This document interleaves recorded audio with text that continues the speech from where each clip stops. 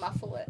I feel like we've swapped. You usually have lashes. Yeah. No, I have lashes. Yeah, they look really nice. I used to get them done all the time. Yeah. And now I only get them done if I've got something on. Yeah, okay. So I picked all mine off, so that I just went and did like little tiny strip lashes today, but they look good. picked them all off. All yours, girl. Thank you. Thank you. Thanks, dude. So it's recording? Yeah. Cool. They look really Beautiful. good. Thanks. They're like There's really little strip subtle. ones. Yeah. Because I like to get the brown, really short brown ones when I get the lashes Yeah. extensions done. And so now when I go big, like if I use a strip lash, they're freaking, I'm like, oh, what is that? Wait, so you do them yourself? You just put them on? I did these ones strip. They're just a strip lash. So Okay. they're like the ones that you buy from like Chemist Warehouse. Yes. In the glue. I And I like was swearing those. at the fucking mirror trying to get them on. I'm like, why won't you go on? I really like them. But yeah, I would get mine done heaps because it was kind of like, I feel a bit more like a girl. Like it's Yeah. nice to not have to do your makeup Yeah. and you feel done. Yeah. And then I've kind of got out of the habit of it. And then now when I get them done, I'm like, oh, it feels nice to feel. Just to be able to just brush your lashes Yes. and just be done. Like yesterday, once I picked them all off, I was like looking in the mirror and I could see like I've got like my eyelids starting to like get saggy, and I'm like, what is that? Jay, it's so funny. I need lashes to hide it. That is so funny. Jake has said that one of his eyelids is saggy. And he's like, do I get like plastic surgery to fucking pin it back up? Yes, like, what do I do? We get a mini facelift. Yeah. So then I was like, I don't know, I'll find a cream. So I was at the shops trying to find this eyelid cream. A cream to like rub on his eyelid. I'm like, It's that'll not help. going to work. No, It's not probably gonna not. work. Probably not. No. That was the start of this episode. Yeah. So if you didn't get the gist, I've got lashes for once in my life. Welcome back to Two Fly Girls. Two Fly Girls podcast. So we didn't do a episode last week. No. We're just going to blame me because I did have a cough. Oh, was it your fault? Yeah. It was technically my fault and a guest's fault. Yeah, Was it true. not? So we had a guest move forward. Yes. But also... My guest moved forward and then your guest moved forward today. So you're stuck with us. Yeah, so it's just us two again. Sorry about that. But yeah, so I get like, what's been going on the last week? What's the life update? Life update. Well, I've got another kind of half fight news. Okay. It's like David Feldman is just like, giving me Like dripping you. Yeah, feeding me fucking fight news. And I'm like, come on, I need more. Yeah. Like a crackhead. A fight crackhead. Give me that high. But he said November in Queensland. Oh my God, stop. So that's all I know though. He said that. Yes. So that means it's coming. But then when I probed, it's like radio silence. So I'm like, I don't want to get too excited, but hopefully November. But that's huge. Queensland. Yes. He's said Queensland. Yes. Yeah, Oh I my knew God, he it's was coming. trying to come to Queensland Yeah. because it's obviously like a no-brainer. It's Yes. easier here for commissions. You don't have to go through the government here in Queensland. I love that. Yeah. And so I think like they should have came here to begin with, but obviously investors and the Australian promoter and whatnot were all Perth based. So that's why it was going there. But yeah, I'm super my excited. God. So, We yeah. did it, guys. I know. Our podcast did it. We did it. We did it. November's soon too. So that's like 3 months. Yeah, I'm officially fight camp. As of yesterday, like proper fight camp. I went out. I went out with my friends from Thursday, Friday, Saturday, and Sunday. Like, did you get loose? I had too many margaritas. Friday I didn't actually. Friday I just had a chill one. But then I did we did a Sunday sesh and I was like killing But this is because you knew you were going into fight camp, so you just got to let out your system. Yes, and I was like to all my friends, like, you're not going to see me for 12 weeks. Yeah. So I got in all like our, lunch and dinner dates and stuff because we like to be social. Yeah. So I'm like, I got it all out of my system. So you wake up on Monday morning like a dead person. I hated myself. It was like just a pool of regret. I was like laying there, I'm like, I feel like shit. And I have to go for a run, then I have to go to the gym. Yeah. And I'm a fucking idiot. And why do I do this to myself? But now I'm like, today is a fresh day. Yeah. I feel better. Yeah. I actually love that. So I was listening, there was a fighter that brought out a vlog a couple of days ago. And he was saying in the vlog that someone was like to him, oh, what have you done differently this camp? And he was like, oh, like, to be honest, I've actually like sunk a few beers and I've gone to dinners. Relaxed. Yeah, but the way he was saying it wasn't like, I've been not disciplined. It was like, no, I've actually allowed myself to like let go. Take the stress off a little bit. And he felt like the last camp, it was the opposite. Everything had to be perfect and structured. And that's like, I kind of related to that because I'm a bit like that. And if something goes wrong, I'm like, what is happening? Like that shouldn't be happening.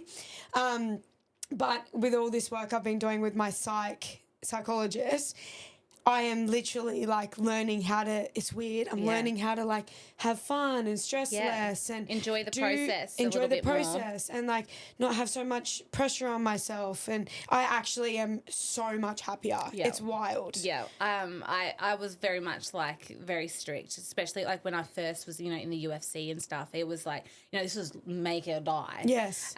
So I'm sacrifice so much, and I think it's important to sacrifice in a career because it's what matters right then and there, and you really have to stay strict, and especially in a fight sport you've got someone across from you trying to bash you, so you're gonna get hurt. But I sacrificed so much. Like I missed out on so many birthdays, so many Christmases, nights out, just celebrating other people's birthdays and things like that. And then at the end of it, when the UFC cut me and I was like, what the hell was it for? Yeah. Like I was very bitter because I'd lost so much of my life and these important milestones, especially my kids' lives, for this career and for this sport that I thought would love me back. And then I just got, kicked in the guts and chucked to the side. Yeah. And I went through that. I was like, well, what the fuck? So I definitely relate with still being enjoying your life, being able to enjoy your life and go enjoy the, family and friends and or a beer here and there or a chicken palmy from the pub, like something I would never dream of doing back then. Which is so little. Like it's a chicken palm. It's not going to hurt. Yeah, but it is. It's like I feel like I'm living that. I'm trying to be nicer and kinder to myself now. But the last sort of 4 years, I'd say probably the last 3 years have been that. Strict. So what you went through in the UFC, that's what I'm currently going through. And it's like it's hard because I don't enjoy my life when I'm like that. No. Like. I genuinely am not a very happy person and I can feel it. So I would say the last 8 weeks, like since I did my injury, I've been really like aware of. Yeah. And the injury's kind of forced you to look within and see what can I do different, because like, again, if you're not happy and you're not enjoying the process, your body's going to relate to that. Yeah. And that could be a part of why you're getting injured. Yeah. It could be a part of why, your body hurts so much. It's because you're miserable. No, I fully agree. Yeah. It's like your body's like doesn't like you back. Yeah. And I feel that. And it's such a weird, I don't know, it's so weird. I'm sure a lot of people can relate, especially if you fight. It's like you do definitely, like you said, you have to sacrifice to get to where you want to be, and where you got to, where I've gotten to, it's like that wouldn't have happened if we weren't like that. But I feel like when it comes at a cost to your happiness and like your mental health, then that's when you start going like, is it worth it? Yeah. Like, would I rather be able to go out on a Saturday night and have a cocktail and have a meal and not feel guilty and be okay with it? Yeah, that's the biggest thing, is like I have such bad guilt, and that's something I'm trying to work through now. Is like, I take a day off, or I'm not in a camp. It's like not having that guilt. Yeah, being like, it's okay. Like, stop forcing yourself to be this perfect person. I think that's the problem. Yeah, and it's okay to treat yourself, but it's not okay to go on a Thursday, Friday, Saturday, Sunday. A 4-night bender. It's not okay, guys. I don't feel like it. One night's fine. That's what we're saying. One night, not 4 nights. Yeah. Yes. And also in moderation. I think everything in balance. Like I obviously was a glutton. Because I knew how I'm going to be strict for 12 weeks because I haven't fought since January, and I need to switch on. This is my big, this is the Australian debut. Huge. I need this, and I'm not leaving anything up to this question. Is your main event. I go in there and I fight like shit, and I'll start questioning myself. Was I really taking it seriously? Yeah. Did I really need to go out for dinner with my friends that night instead of getting more sleep? Things like that. So I'm not leaving anything up to question. I love that. But it is all about balance. It's about balance of everything. It's like it's okay to go out and have a drink, or it's okay to go out and have a meal with your partner and not get to bed at 7:30 in the evening, things like that. And it's okay, and you will survive, and your body will love you for it because you're happy. Well, it's like what you were just saying. It's different when you're in a fight camp and you know you've got 8 weeks, 12 weeks, time to switch on. Everything is surrounded around your training. So, yeah, I need to get to sleep at this time, to wake up at this time, do that session, eat that. Everything needs to be like that.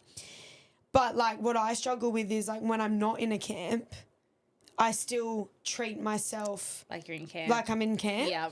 So I'm just like I'm just, I can't even explain it. I'm it's like hard. Torturing myself. Yeah. Like, how is that maintainable? It's not, obviously, because you're injured. Literally.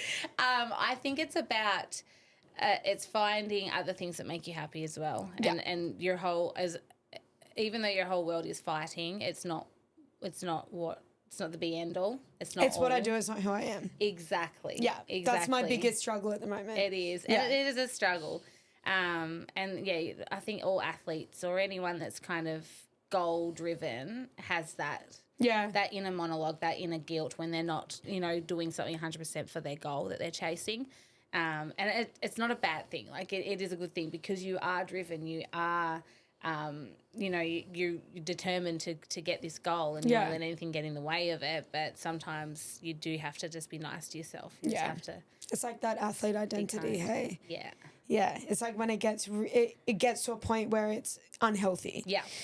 And like I was, I listen to podcasts and stuff, and every like athlete is different too. Like I've heard athletes like in football, rugby, that talk about, they're obsessed with the game. They watch the game. They're just, everything is about the game. And then I hear other athletes who are the opposite. Yeah, don't watch it at all. They don't watch it. Whenever they stop training, they don't even think about training or the sport anymore. Yeah. They play video games. They do other things. And then to them, it's their work. So they talk about how when they rock up to training, they switch on, they do what needs to be done, and then they go home. Mm-hmm. I think that's the difference. It's like they do what needs to be done, and then they have an off button and an off switch, which is keeping them in a positive mental health, mental state, and they're happy. Yeah, but are they the most successful though? Because you see, like, this is the thing. The podcast I was listening to, it was a girl too, and she's like, is it Mary Fowler?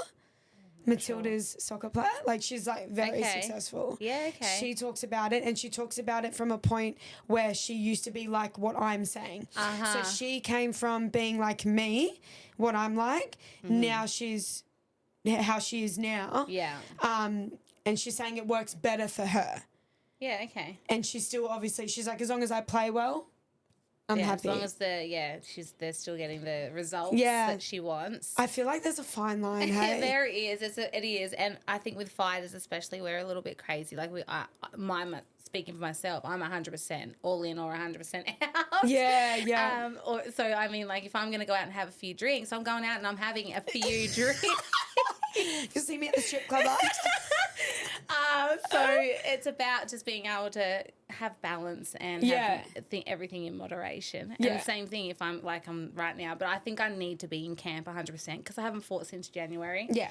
I think it's something that I need to be 100% focused and 100% all in on. For sure. For 12 weeks. It's 3 months of my life. Yeah. Who cares? Yeah. And I enjoy fighting people. So and I enjoy hitting things. It comes so this is fun for me. Exactly. I'm excited. Oh my God, I'm so excited. That's great news. Yes. So while we're on sort of this topic, we did a Q&A on our Instagram a couple of days ago. We actually got some really, really great questions. So we are going to go through them. I don't know if we're going to get through all of them just because I do feel like they're quite deep. Yeah. So we obviously want to answer them the best we can. Yeah, don't want to skim past them. We don't want to skim past them because these are questions that I can tell by the way the questions are, like a lot of people would benefit from them. And obviously those who follow us, you're either in combat sports, you follow it, you're in that space. So there's a lot of things that I'm sure you have so much experience that you can lean into. And hopefully we can help you out. We'll try our hardest. Yeah. So it's so funny. I'm not even going to read I got a question that was about my boobs. I saw that. And it was really funny because I was like, out of both of us, you're the one with the boobs. I don't even have boobs. Wow. Well, there you go. Like, it's because you're hiding them, so it's the mysterious... There's nothing there behind There's nothing to hide. So everyone sees my big boobs, so they're like, I've already seen them. Yeah. I see. Right? You've got sleeper boobs. I've got sock boobs. That's what I've got. Too many weight cuts. Okay, so question 1. Do you think having a base in one discipline, getting fight experience in it, helps with MMA? So what I gauge by that question is, for example, if you're a Muay Thai fighter and you have fights in Muay Thai, is that beneficial and does that help for MMA? Absolutely. Wrestler, maybe, if they do wrestling comps, does it help? Boxers, 100%. Yeah, 100%. I was about to say, you're rubbing off on me, Chelsea. You said it. I definitely think so. Any fight experience is good experience because it is chaotic in there. Your first fight, you can't even think for yourself. No. It's just a blur. It is a blur. And it's the adrenaline dump. And if you've already been through that and then you're transitioning to a new sport, say MMA. Yes. You already know what it feels like to compete in front of a crowd, have someone across from you that wants to hurt you. Yes. Whether it's wrestling or jiu-jitsu or kickboxing, it's definitely an advantage. So absolutely. I think like your confidence is completely different as well, right? You go into like an MMA fight and you've already racked up that experience. You don't really have like ring rust or competition rust. Like we've all seen people have their very, very first fight and it's just hectic because they just don't know how to, one, control their limbs. No. Two, you can tell mentally they're just like, what am I doing? Yeah. It's like they've got the PlayStation and they're just button spamming. Literally. Oh, Adrian, we were talking about his first fight and he actually threw, it was in Aftershock, it was an amateur MMA fight. This is Adrian, my husband, and he threw 2 punches and a kick at the same time. I need to see that footage. I know, I need to find it now. We need to bring it up. Yeah, I got to find it. 2 punches and a kick. At the same time. I mean, I thought you were going to stop at 2 punches. I've seen that before. No. The whole... What happened to the other kick? You should have just thrown the other kick. Ended up on his bum. I don't know. Yeah. So yeah, that's your so first funny. fight experience. Yeah. It's chaos. Yeah. And button spamming. You'll just spin and fucking jump. And I remember one of my Muay Thai fights, I was like 14 and I just literally did this like running, jumping knee from like my corner to her corner. Like I was flying and the knee was never going to land. No. And I'm just doing this flying knee in the air. Like that sort of shit. It's ridiculous. It's like, you want to get that out the way before you go into any like big sort of like... Well, yeah, and especially if you're looking at starting in one sport to go to another, I'd rather have my shit fights and those experiences in the sport that I don't really care for. Yeah, if that makes sense. If I want to agree. go to MMA and I'm just going to dabble in, say, jiu-jitsu or in kickboxing, I'd rather have those experiences, double 2-punch kick combos in that sport. And in MMA. I agree. In jiu-jitsu, 2-punch 1 kick. Right. Disqualified. That's disqualified. Yeah, that's not okay.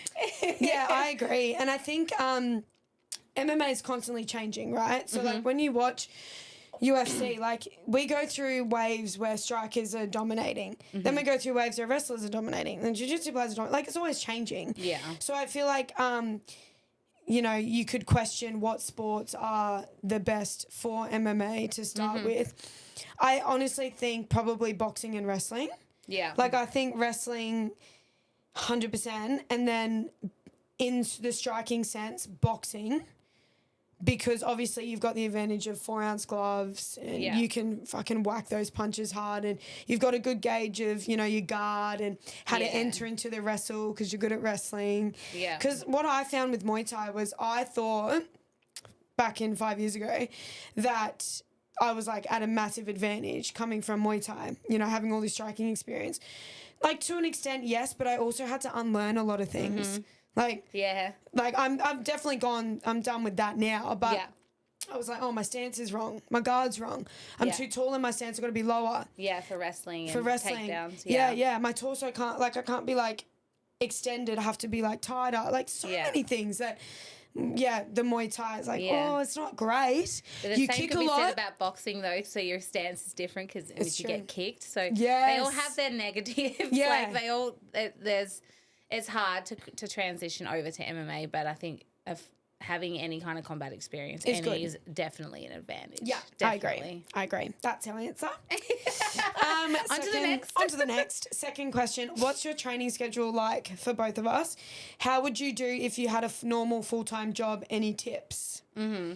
Well, there's lots of people that have full-time jobs that train. Yeah. Like where I train at Cooperoo, there's all the boys come in sometimes 4:30 in their tradie gear, get changed, get into the class. Is that boxes? Yeah. Yeah. So there are a lot that have full-time jobs.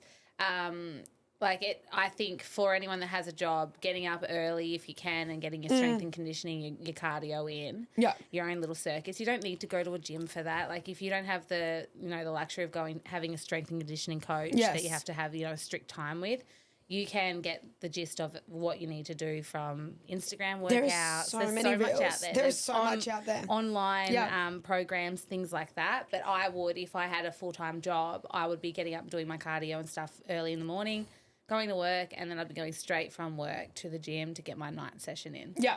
Which is obviously your skills practice, your boxing, your sparring. Yeah. And then obviously if you have Saturdays off, I'd try to schedule sparring for a Saturday as well. Say Tuesday and then Saturday, or a Thursday and a Saturday, something like that. Just so you've got one whole day that is just for sparring. Yeah. You don't have to worry about work. You don't have to worry about your strength and conditioning in the morning. You're fresh. You can recover. That's kind of like your fight simulation. Yes. But yeah, it is hard. It's not going to be easy with a full-time job if you're going to try and turn pro and chase the big stage. If it's just a hobby, something you're gonna have to look at and sacrifice a little bit of income, and maybe you do have to change jobs to have the extra time, especially if you do MMA, because MMA you've got more disciplines that you need to do. Like as you know, you've got your striking, your jiu-jitsu, then you have wrestling practice, then you got to spar, and then you got jiu-jitsu. So for MMA, God, it's almost impossible to have. There's not enough time in the day for just because then you got to recover. So it's almost impossible in MMA to have a full-time job. Yeah, a lot of my training partners, they either work night shift at Woolies or they finish training and they go to their job there. A lot of them are PTs because obviously it's a lot easier to work around training with personal training. And then that's what I do. So I run group fitness classes early in the morning, 5:30 to 6:30, and then I can only ever fit in one PT straight after class. Then I'll rush home, get ready, train. Yeah. But then I've got obviously afternoon and night where I can PT as well. So I feel like that's probably the best job. If you can get your certs, definitely PT, especially it's good money for the amount of hours that you're doing. It's hard. You train up to 4 hours a day. You lose your whole day to training and work if you're doing that. But if it's something that you want to do, it's worth it. If it's something that makes you happy. Yeah. For my training schedule, it hasn't been that great just because I haven't had a fight. And you're at the pub. I've been at the pub, if you count lifting margaritas. Yeah, so Thursday, Friday, Saturday, Sunday. It was bicep curls. 6 p.m. It was bicep curls. That's great. But normally, so in a fight camp, I'll train twice a day, and depending on how much weight I have to lose, I'll sometimes go for a run in the morning, like a fasted run/walk with my big dog Elvis. Yeah. But morning sessions now are strength and conditioning, either sprints or circuit training, Tabata kind of HIIT workouts with kettlebells and ski erg and all that nasty stuff. Yeah. And then, my skill training in the afternoon, which is either pad work with my coach or partner drills with the amateur boxing team, and then sparring twice a week as well. So. Yeah, mine is... Well, it's changed recently because I feel like there was a bit of overtraining going on. No way. Yep. Really? No, I would never have picked it. So my training schedule now is 9 till 12, Monday to Friday. Obviously I'm here on a Wednesday, so Wednesday's a podcast day. But usually 9 to 12, so it's broken up between, so you got 9 till 10 a.m. is striking. on a Monday and Thursday. And then 10 till 11 is wall wrestling. Mm-hmm. And then 11 till 12 is jiu-jitsu. So you do it all in one block? Yeah. And then do you do other strength and conditioning so stuff I do my, after that? Yeah, so I'll do my S&C on a Tuesday and Thursday afternoon. So is this your new modified one? This is your relaxed one? Yeah, it's so good. First facts. Yeah, but you're just boxing. You don't have to worry about jiu-jitsu. Yes, but when I did MMA, we had dedicated days to the sports. So like say Monday was jiu-jitsu. So that was technical and then the rolling. So they were about 2 hour, 3 hour sessions, but it was all jiu-jitsu. Yes. And then the afternoon was a skill-based or a strength and conditioning thing. And then, so that like... Then you do like striking. Then you do wrestling. Yeah. Got you. I think I would like not retain. If I was going from one sport to the other, I don't know if I would retain it all, like for my brain. That's why I was like, not that the time and the bulk of the training, like and that's a lot for my brain to go home and remember what did I learn today. Yeah. No, I know what you mean. I think the thing that helps is whatever we're doing for the jiu-jitsu, we do for quite a while. Like, so we're doing it for like maybe 3 weeks, 4 weeks of like drilling half guard from bottom, how to get out. Yeah, do you know what I mean? Yeah. Different ways to get out. Then we do it in live situations. But so it's not like every day we're going, Monday's half guard, Tuesday's guard. We're not like sporadic like that. Mm-hmm. There's definitely a system that stays. Yeah. Do you feel fatigued going into the second one or the third one? Like I would be worried about going into the next session, say wrestling, especially tired is when you get injured. So that's what was happening. Yeah. So the days weren't lined up good enough that we had good recovery, if that makes sense. So we would like do hard wrestling for an hour on a Tuesday. For example, sparring would be on a Thursday, but then we would wrestle hard on a Friday and then spar again on a Saturday. Yeah. So by the time Saturday come around, in a row. It's like 3 days in a row, not good. So it's completely changed now. So like now we spar on a Wednesday and Saturday. Yeah. So it's a bit more spread. We wrestle on a Monday and a Friday, and then we do hard pads and striking on like a Tuesday, Thursday. Okay. So it's spread out. It's spread out so much better. Yeah. So I'm finding, even though I haven't been able to do much live because of my bicep, I'm finding it a lot better. Like my body is definitely better. You found your balance. I found my balance, but it's still a lot of training. Yeah. So by the time I get home, it's 1 o'clock. Then I eat lunch, and then I go back to the gym at 3 on a Tuesday and Thursday and do S&C for like an hour and 20 minutes. Yeah. And they're not easy sessions from what I've seen. They are. No, I mean, as in like that, it's a lot of high explosive, heavy, power stuff. It looks awesome. Yeah, I love it. It looks like heaps of fun. Yeah, I love it. I've been working with this new coach since January. Yeah. And he only works with fighters, so I find I get a lot out of it. Yeah. Very specific work, and I'm not like overtraining. Like I will finish an S&C session and I'm not fucked. Like I'm not like I'm sweet. I'm like, yep, cool. Like it's almost like I'm bulletproofing my body. Yeah. You know what I mean? Yeah, good. Yeah, so that's my schedule. Let's move on. Move on from that. Yep. Don't recommend. No, I'm kidding. Okay, question 3. What advice would you give a fighter who has started later in life to make the most progress and really use their time well? Sorry, go again. I'm zoned out. What advice? I was still thinking about the schedule. Because you're still drunk. I'm not, I promise. This is kombucha. Are you sure? I can smell something else. It does have alcohol in it, actually. No. Question 3. What advice would you give a fighter who has started later in life to make the most progress and really use their time well? Okay. Obviously, we don't know what this person's goal is. Yeah, and what sport either. We're saying it's something in combat sports. God. It's hard because depending on your goal, like if you want to go pro like as soon as possible and then your goal is actually get in the UFC, sign to bare knuckle, go to PFL, something on the world stage. I don't know about bare knuckle. PFL is way, like, fine. But UFC, at the moment, they're, like, capping you at 30 years old. Yeah, okay. It's really strict. What, to sign, or once you're in, you're fine after 30? They won't stop you. To sign. Yeah. So Benny, my coach, he was eternal champ, like 5 in a row, finishes, whatever. And they were pushing him for Contender Series last year. Couldn't get in because he was 33.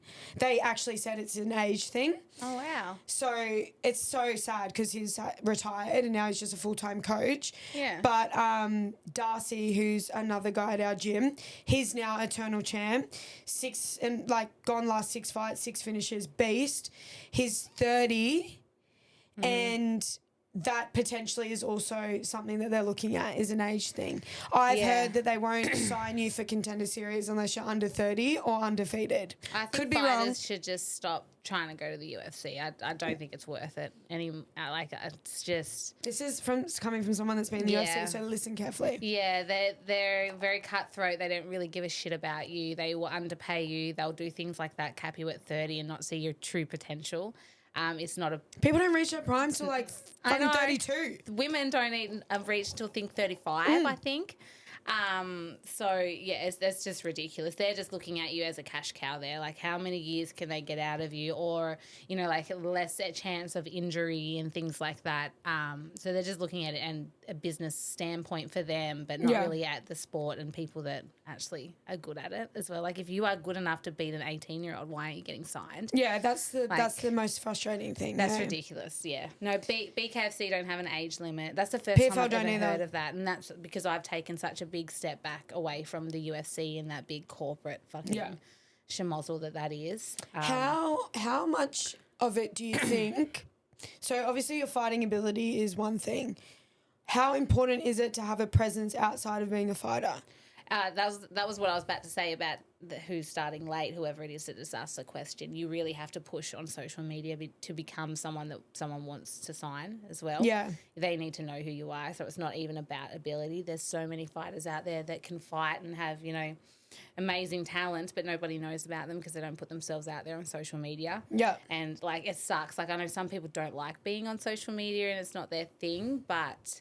It's the one thing that can get in the way of you, making more money or getting signed to a promotion and then wanting you to sign you because they know that you can sell. They know that you can sell pay-per-views or put bums in seats. It's a huge aspect of a fighter or even an athlete in that sense. It's so true. Like, as much as you want to fight that, you know, a lot of fighters want to be like, no, there's beast fighters that should be in the UFC, but... It's like you can fight it all you want, but it's a reality. Mm-hmm. And if you don't adapt to that, then unfortunately you might not ever get that opportunity. You won't get recognised. Yeah. It's definitely a huge thing. And it's with the UFC I found also that even if you did have a big presence, like I was quite well known in the UFC. Yeah. But they did not push me. They did not want to push me. They actually told me to stop getting tattoos. Wow. Yeah, they nearly pulled one of my fights for me talking too much shit online, me and my opponent going back and forth. And that was in the same breath as Conor McGregor saying he was going to walk through, the favelas with Jose Aldo's head on a stick. And they're coming at you for your trash talk. Yeah. So it really depends on if the UFC like you. Yeah. And if they want to push you and get behind you. And you'll notice as you watch the UFC now, you'll see all these up-and-coming fighters, the ones that are on, their sponsorship ads. I don't know what their sponsors are nowadays. Toyo Tires, I think, was one of them back then. And they would bring in their new up-and-comers and they'd, almost shove them down your throat. You're going to like this fighter. This fighter's going to be the best. And they were good fighters, but they were just who they handpicked, who they selected to push. So true. Give them good fights, give them good opportunities, book them regularly. And so you thought, you almost get tricked into thinking that this is going to be, the next up-and-coming star. No, it's because they made them the star. Yeah, that's so true. Not because they weren't talented, but there are plenty more talented athletes out there that weren't getting the shots. So yeah. Isn't it wild? No, that's good because it's real talk. It's real advice. And it seems like this shiny empire that you're everyone, I get it.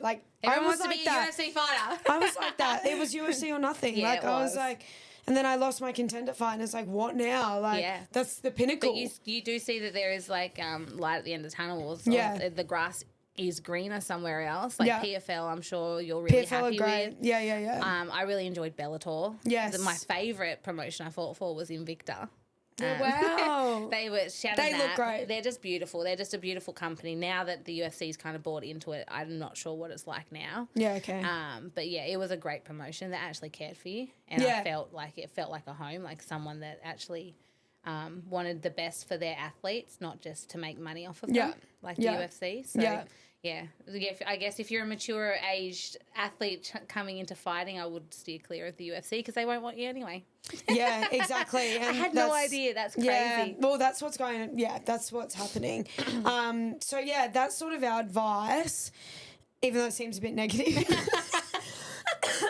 Obviously, if you are coming into the sport late and your goal isn't obviously, if you just want to fight to like have fun and fight locally, go for it. I don't think there's a cap under your belt. Just go for it. Like tick it off the bucket list. Yeah.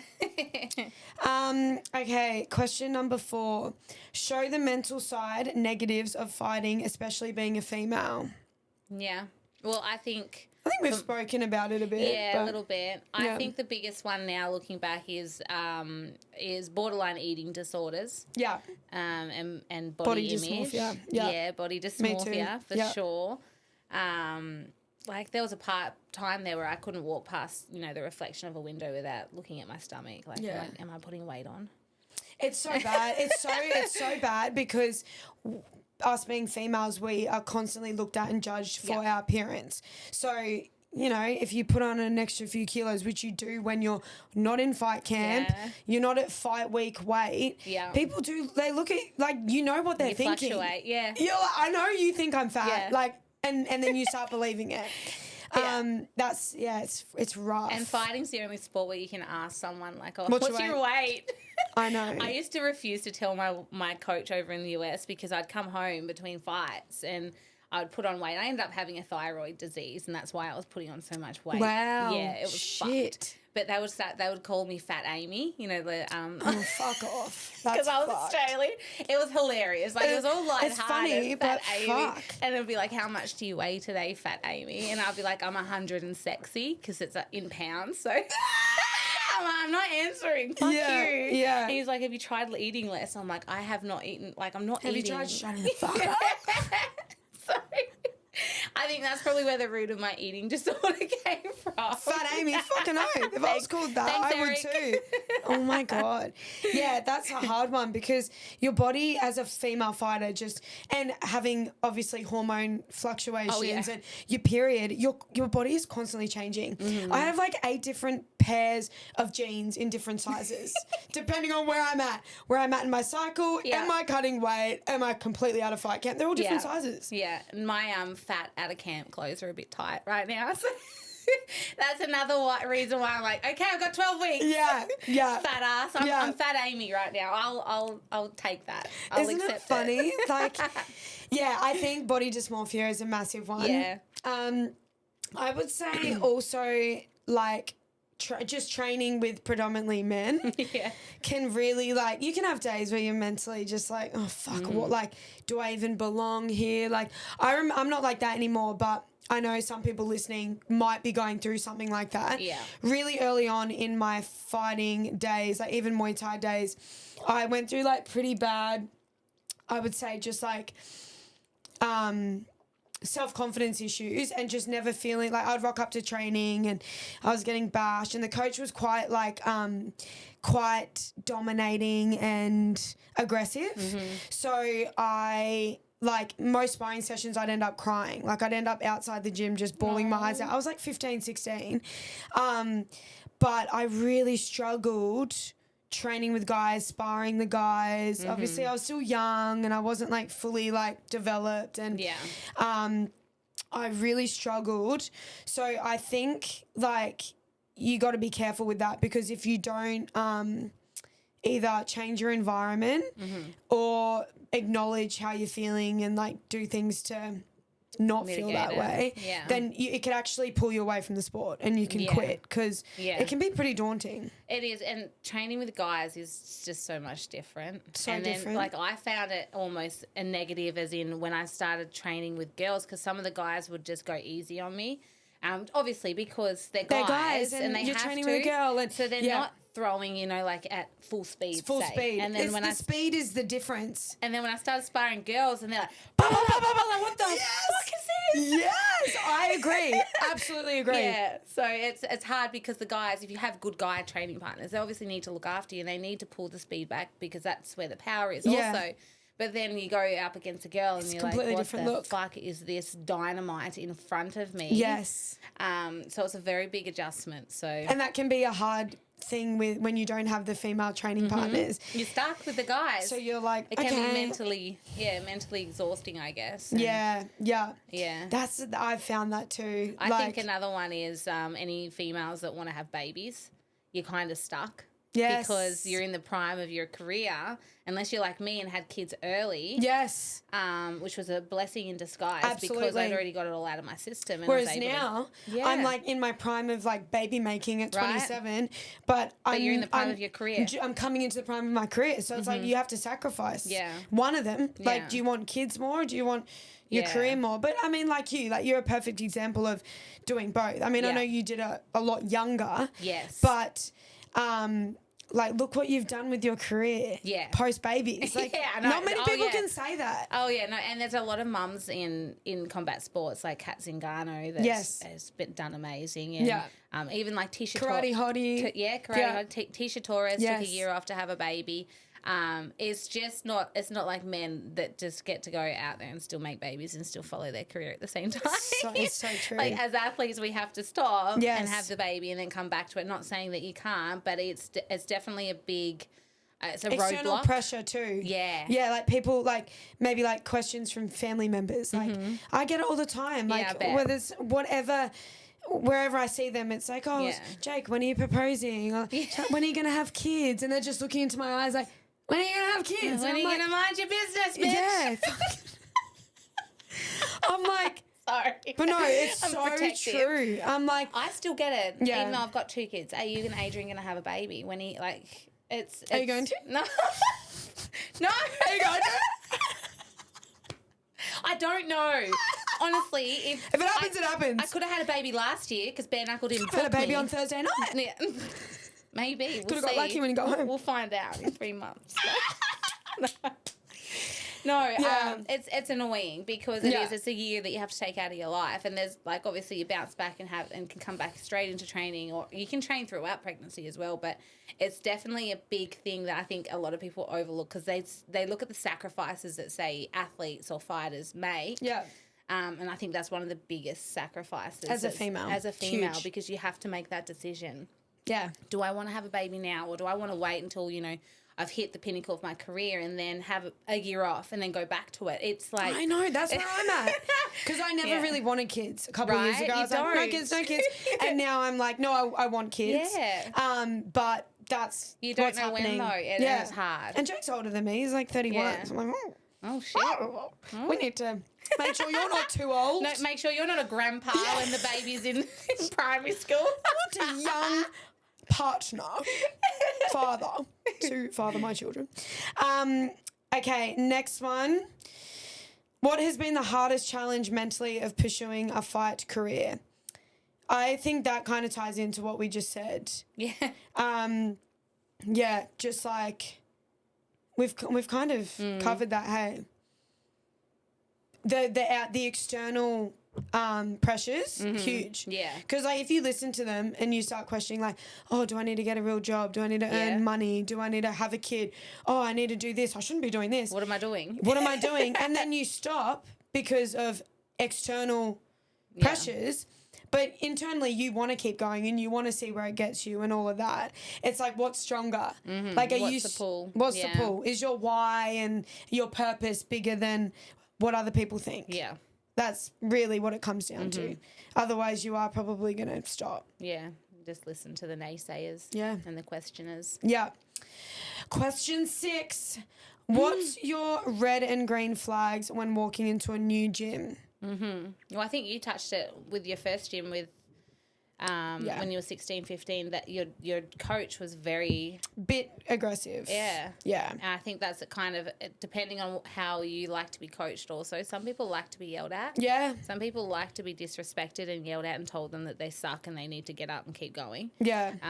That's not me. Yeah. No, look, my coach, MMA coach, Mal Van, that I started with here in Australia, he's very much, he would tell you how it is, but he was also came from a place of love. Like, I knew he just wanted me to be better. Yes. It wasn't a demoralizing. It wasn't That's the difference. Suck. No, that's the difference. That's the difference. No, but they're like some belittle. Yes. You know, and like, to make themselves feel bigger. Exactly. It's like an ego trip for them. Yeah. And there's a complete difference. Yeah.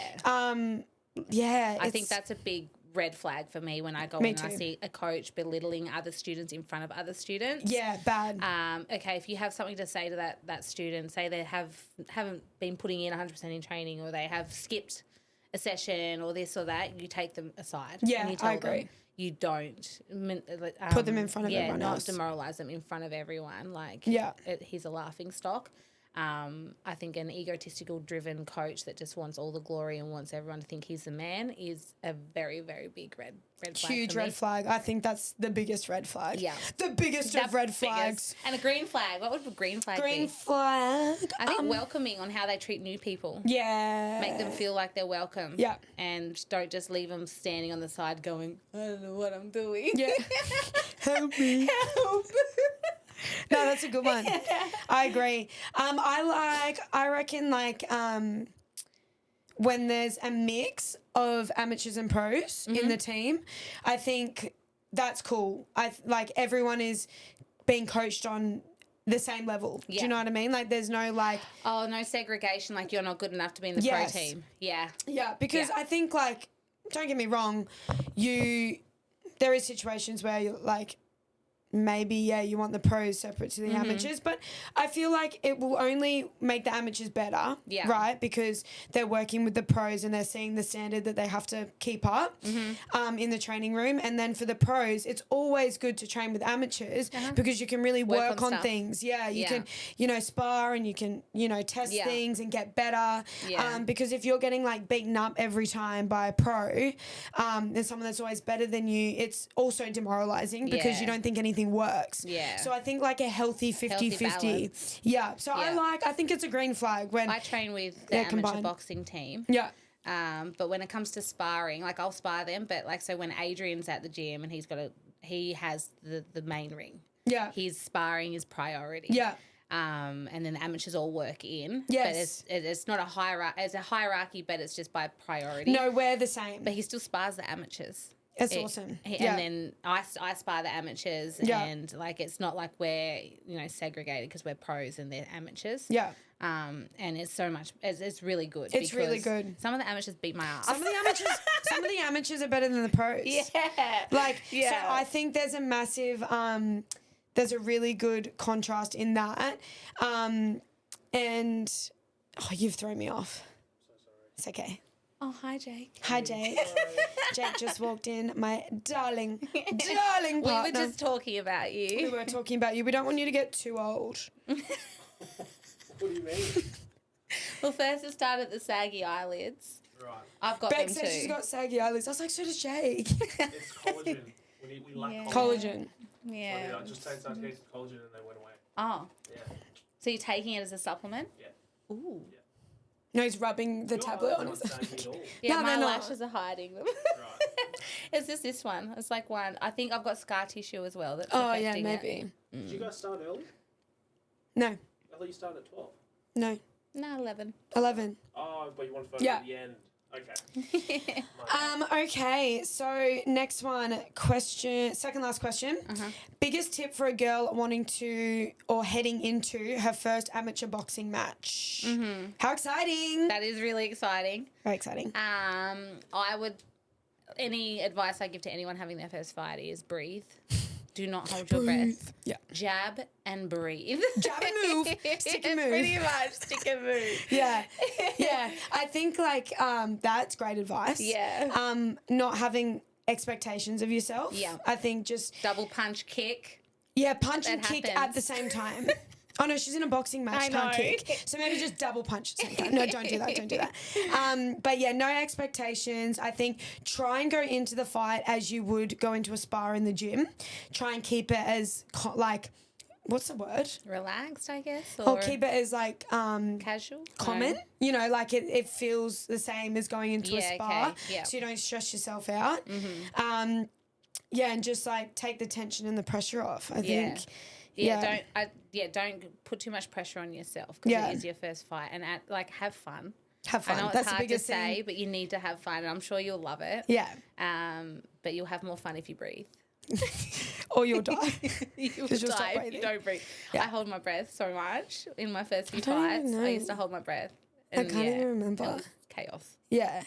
Yeah, don't hold your breath. But yeah, just the biggest thing would be have fun. Mm-hmm. Yeah, that's our recommendation. Last question, a bit deep, but I do like it. What do you do when you fall out of love with the sport? When is it time to move on? It's time to move on when you fall out of love with the sport. Yeah, I think you just answered your own question. Unless for you it could be like me, I left MMA and went to BKFC. Yeah. And I love it. Yeah. I love bare knuckle boxing, and that kind of revamped my career and my love for combat sports. Something because new. the UFC just made me hate it so much. True. Because of how they were. Not the sport itself, but everything that revolved around me fighting was going to shit. So if you're falling out of love with that sport, try another combat sport if you're not ready to, hang the gloves up yet. I love that because it's fresh and exciting. And that's what happens, like with Muay Thai, I got a bit bored. Yep. I needed something new, a new challenge. MMA, I was like, whoa, this is cool. Reignites that fire inside of you. I think if not changing sports isn't an option, and I think like you could do a couple of things. Maybe even like you could be burnt out, right? Yeah. You could be burnt out because you've been doing it for so long. Maybe it's an injury. Maybe it's like lack of opportunity, especially being females. Maybe you just don't have the opportunities. I think like taking a break, booking a holiday, not a training holiday, a holiday where you're not thinking. Do as I say, not as I do. Are we giving ourselves advice right now? I actually am because I don't remember last time I went on a holiday that wasn't training. So, yeah, I think go on a holiday, don't think about it, don't train, come back. Sometimes that's all you need. Yeah. You're like, oh, my God, I'm excited again. Yeah. If that doesn't work, then it's like maybe you need to look at your environment like what we spoke about before. Like, is it your training partners? Is it your coach? Is it your gym? Are you not vibing it? A bunch of factors that are making you lose love for the sport. Yeah, maybe you need to remove yourself from that environment, go to a new environment. If none of that works, maybe it is time to move on and focus on another journey. Another goal. It's not about quitting. It's just about refocusing. Yeah. Find something else that gives you stimulation, I guess. Yeah, absolutely. And that is all for our Q&A of today. We hope that helped some of you, especially those that actually ask those questions. I think we'll do that sort of like once a month. I think it's a really good way to connect. Yeah. Well, we're always like giving you content, but it might not be what you want to hear. Yeah. Like, you know what I mean? So topics that you like or want to know more about, then we can answer those questions and give you what you want. Give you what you want. What you need. Thank you for joining us for episode number 4. What? That's crazy.